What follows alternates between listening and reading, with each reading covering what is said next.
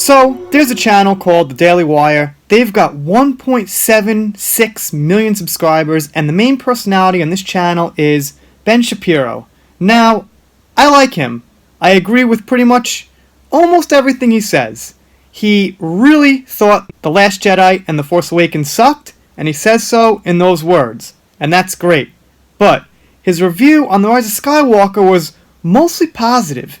He does admit to a few shortcomings, but I think in this one case he's a little off, and he's really not going hard enough on the main issue, which I believe is Rey, and also bad writing. He doesn't really mention how bad the writing is in certain places, so I wanted to go over his review a little bit and just get my points out there, which I'm sure many of you guys agree with me. So, the first point he says is it didn't use Finn and Poe enough.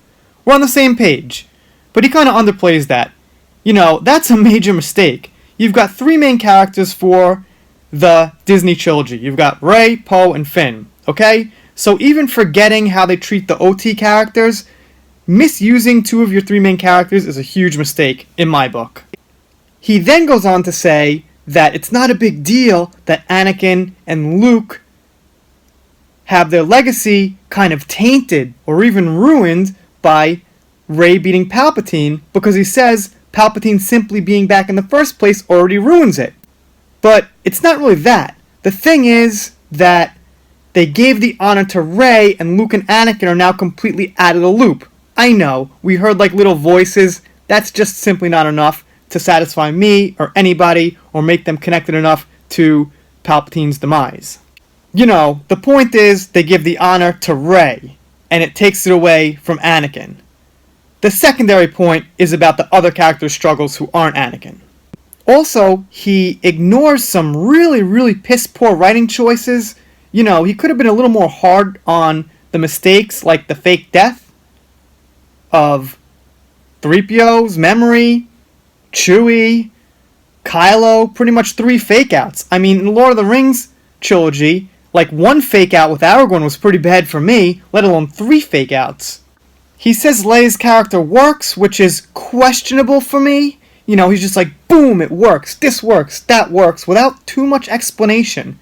So the video's 7 minutes, and, you know, he's got a good flow to the way he says things, and, you know, he keeps up the pace. It's pretty professional, you could say, but he offers no explanation as to why things work this time around.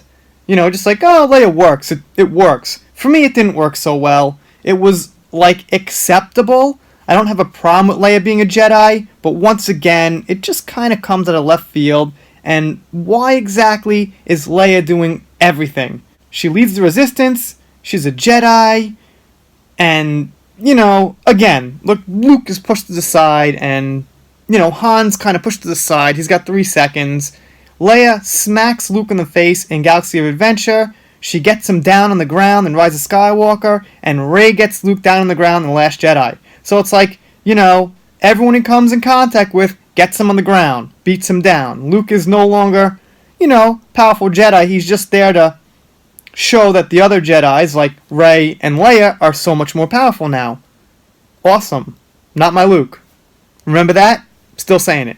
Anyway, like I said, he does go on to say that The Force Awakens and The Last Jedi sucked in those words, so we're, you know, pretty much on the same page.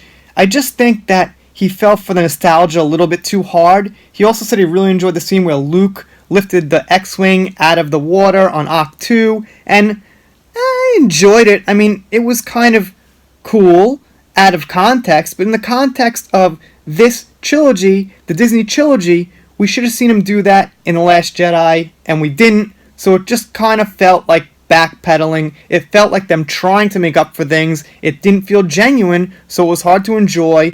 Plus, I'll say it again if I haven't said it, and I think I did, Rey saying, I'm only scared of myself, didn't sit so well. Doesn't make her look so modest. Doesn't make her look like, you know, such a human being. Makes her look like she's awesome. The only one who scares Rey is herself. Hate that line. Anyway, if you're new here, click that subscribe button, smash it, press it, do whatever to do, get subscribed, and I will see you next time.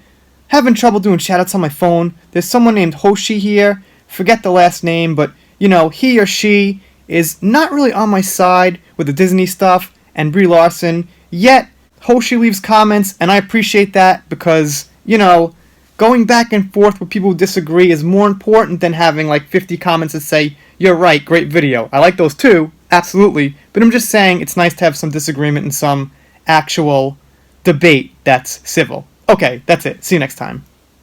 If you are not subscribed to this channel, The Entertainment Hacker, what are you waiting for? Smash that subscribe button now.